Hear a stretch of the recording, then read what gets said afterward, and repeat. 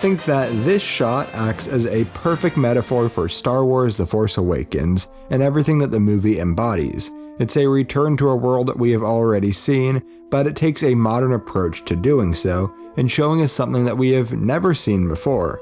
In episodes 4 through 6, the Millennium Falcon served predominantly one focus: to get characters from one part of the galaxy to another. Yet in this movie we see it as a planetary vehicle as well. There are countless other examples like this scattered throughout the movie, like a lightsaber fight with something that isn't a lightsaber, and new abilities of the Force.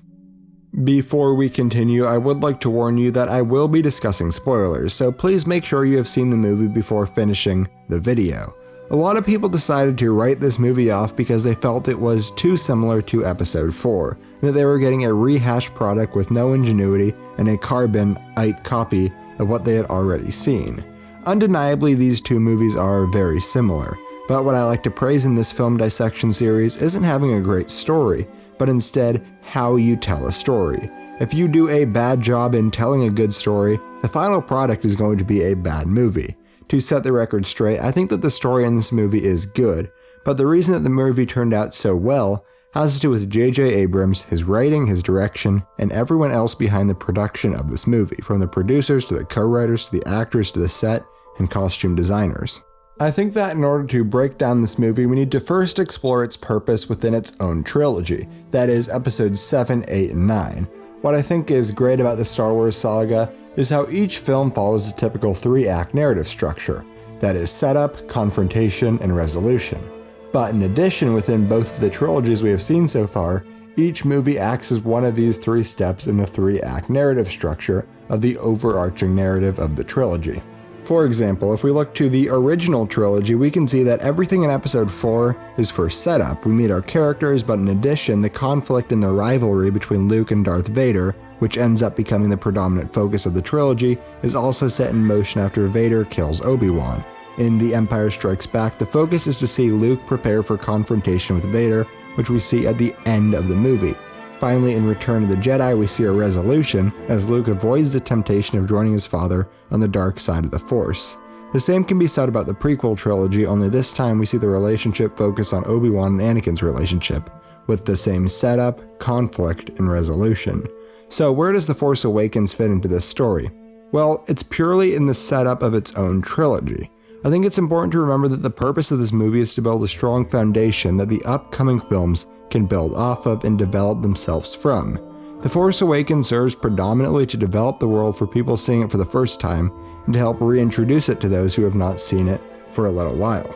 First of all, this movie spends a lot of time developing characters. J.J. Abrams has always put a big emphasis on characters. I love larger-than-life kind of spectacle moments, but that what's important to me is that the characters are at the center, that emotionally you know where you are, and you're tracking characters that are taking you through those spectacular moments. And that to me is the most important thing, that balance of the intimacy with the spectacle and the sort of hyper-reality. And everything from Lost, where he took time to introduce the world to these characters before showing us any conflict, or Mission Impossible 3, where he developed a villain to give him real depth and help the audience understand his character.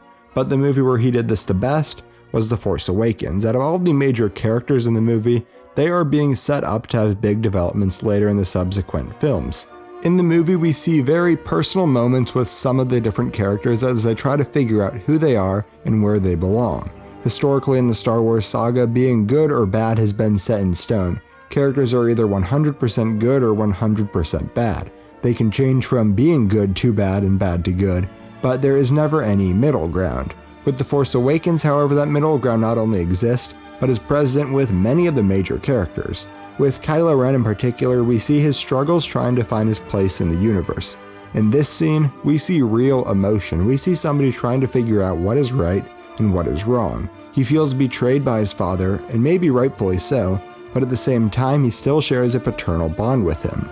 What this does is set up the future movies to develop this character as he can go through even more changes.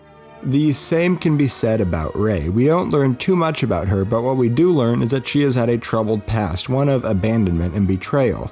When she fights with Kylo Ren at the end of the movie, we see hatred. When we are introduced to her, She comes off as hardworking, dedicated, and wanting more out of life.